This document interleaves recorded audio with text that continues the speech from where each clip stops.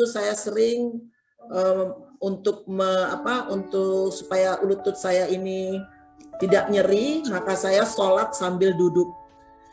Nyeri sekali, nggak enak sekali kalau berdiri, dan apalagi kalau kita sedang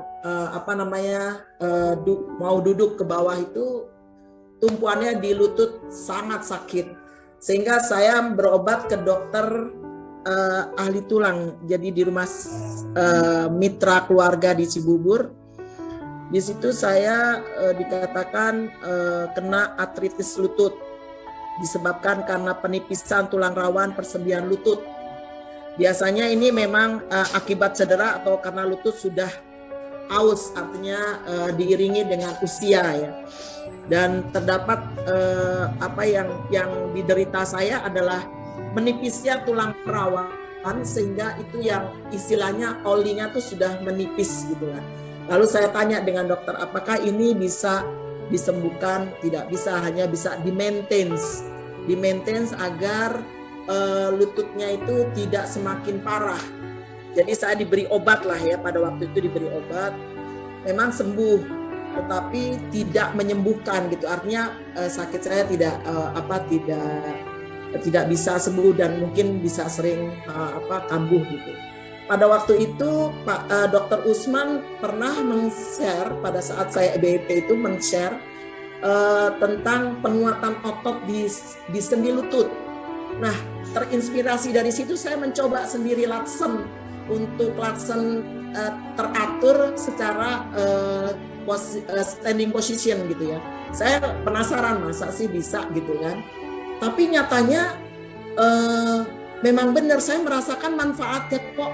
Lutut saya sekarang nggak pernah kerasa nyeri gitu setelah saya sering Latsen dengan standing position itu. Oh ternyata benar ya yang di sharing sama Pak Dr. Usman ini.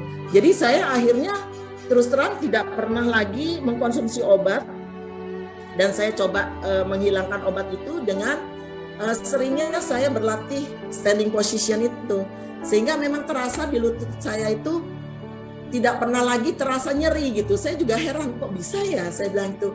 Padahal saya udah lepasin obat, kemudian sehari-hari saya itulah tertib gitu ya untuk Latsen maupun untuk BEP setiap hari 70. Walaupun saya tidak hadir di Latber, tapi saya mencoba untuk istiqomah, untuk sehat, untuk manfaat diri saya sendiri. Ternyata memang manfaatnya luar biasa BEP. Termasuk saya kena sakit yang sering menyerang itu, selain saya lutut pada waktu saya sudah bergabung tahun berapa ya, itu tahun 2019 saya sering sekali kambuh di nyeri lutut. Kemudian seiring dengan itu saya juga sering menyerang penyakit yang sudah mungkin setahun bisa beberapa kali, dan saya selalu hilang pita suara, parau gitu. Apalagi saya malu kalau udah kerja, pada waktu saya masih kerja itu kalau sudah mulai pita suara saya terganggu, ya saya tidak bisa rapat gitu menyampaikan pendapat tuh nggak bisa, ngomongnya tuh udah nggak keluar aja dah. Dan itu sudah dengan obat antibiotik, nggak mungkin saya nggak pakai antibiotik, dan itu sudah langganan dengan dokter. Kemudian saya ikut yang BEP ini, seiring dengan saya suka nyeri lutut dan tergantung sama tenggorokan saya selalu lemah di situ. Saya coba BEP, ngikut BEP gitu. Saya heran 1 tahun pada 2019 sampai 2020 pada masa pandemi, saya tidak pernah ada batuk, tidak pernah ada di pita suara saya juga aman, dan tenggorokan saya juga nyaman gitu lah, tidak kering, tidak. Kalau sudah merasa mulai sakit nelen, pagi malam sudah terasa nih sakit nelen. Biasanya diiringi kalau udah gitu nanti batuk, udah pita suara hilang. Saya coba malam-malam bangun dengan BEP gitu. Itu saya coba tambah lagi gitu latihan saya dengan olah nafas, terus saya lakukan gitu. Hilang Pak, itu nelan yang tadinya nelannya sakit itu hilang. Meskipun saya setelah bangun tidur, di samping saya melakukan BEP, tambahan BEP sendiri gitu dengan olah nafas dan olah gerak, kumur dengan air garam dan air hangat.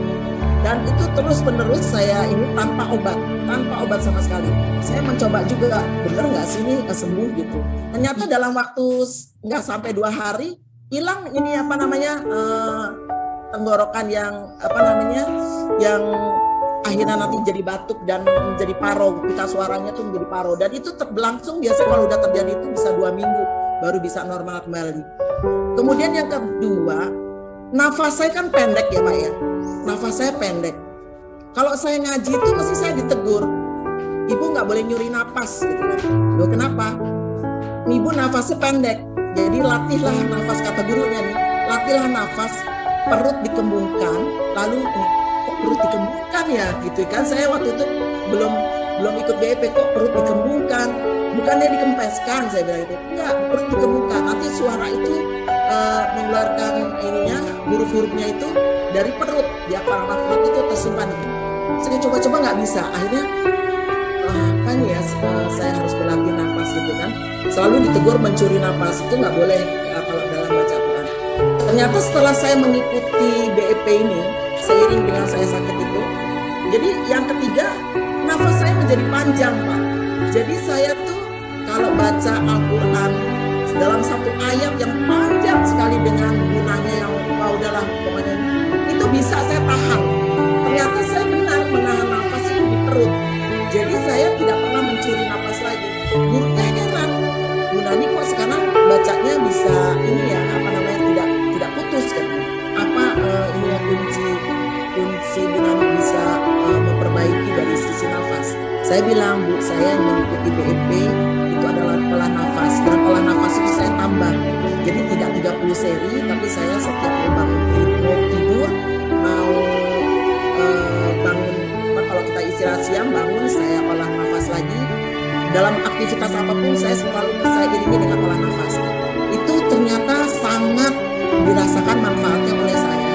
Terbukti dari saya membaca Al-Quran bisa menarik nafas panjang sebelum membaca sampai selesai Pak, alhamdulillah.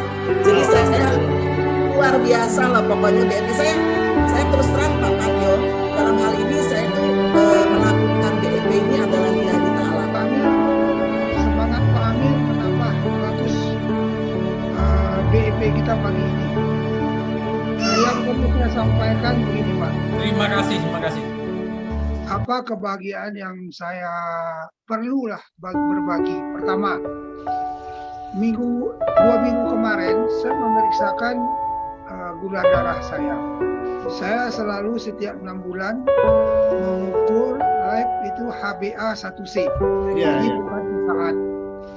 Biasanya nilainya pasti 6,7, 6,9. Saya ikut BEP baru 6 bulan ya Pak.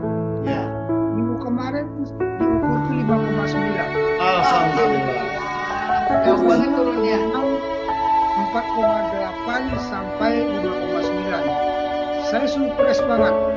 Saking senangnya saya ukur lagi kolesterol, tapi LDL saja karena LDL saya bermasalah. Dan saya sungguh Pak dikaruniai bahwasanya LDL saya yang biasanya selalu di atas 100, sekarang itu 96. Ini optimal Pak, karena harus lebih kecil daripada 100. Yang ketiga, yang tanpa saya rasakan sejak 1,5 tahun yang lewat, lutut saya itu bermasalah. Bermasalahnya karena tiap pagi itu, tiap Rabu pagi, kami di Ikatan Pensiunan Mustahil mengadakan jalan di sekeliling Babakan Siliwangi. Itu kan ada treknya Pak di atas hutan. Kami bersama-sama 1 keliling, 2 keliling, 3 keliling semampunya. Pada saat itu mungkin saya akan menemani teman kelebihan. Biasanya 5, saya sekarang 7 keliling. Saking sakitnya bukan main. Itu obat sudah coba ke terapi di rumah sakit. Sudah pernah dikasih adik saya obat, memberikan salep. Rasanya hanya mengurangi sakit sesaat. Sekarang ini Pak, percaya atau tidak, sholat saya sudah normal kembali. Itu biasanya duduk sujud dengan duduk terakhir itu tersiksa ini minta ampun Pak. Satu banget itu. Makanya saya tadi kalau dikaitkan dengan berdiri, saya memang tidak tahu ya Pak. Tapi yang saya lihat dalam berdiri itu hanya dinamis. Karena saya suka seperti itu. Dan ini apakah ada pengaruhnya pada saya? Hanya saya bisa mengucapkan syukur kepada Allah Subhanahu wa Ta'ala.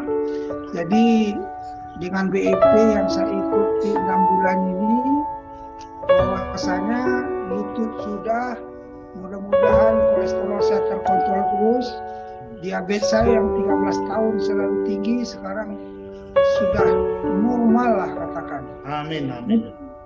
Ini penyakit masih banyak ya Pak, tapi satu-satu akan saya cicil dari BEP apa dari obat yang Alhamdulillah. terus terang Bu, untuk gula saya hanya rutin meminum metformin. Itu sudah bertahun-tahun ya, hanya sekedar menjaga supaya tidak di atas 200. Ya. Jadi selama ini ya tergantung obat lah. Hari Kamis saya akan kontrol lagi ke dokter. Mudah-mudahan obat yang diberikan itu bisa dikurangi lagi atau tidak perlu dihilangkan. Dan saya akan membuktikan atau menceritakan suatu saat betul-betul BEP ini bukan main, luar biasa. Itu yang saya dapatkan, dapat saya sampaikan Pak Sadio dan Ibu Bapak semua, bahwasanya kebahagiaan yang saya rasakan minggu ini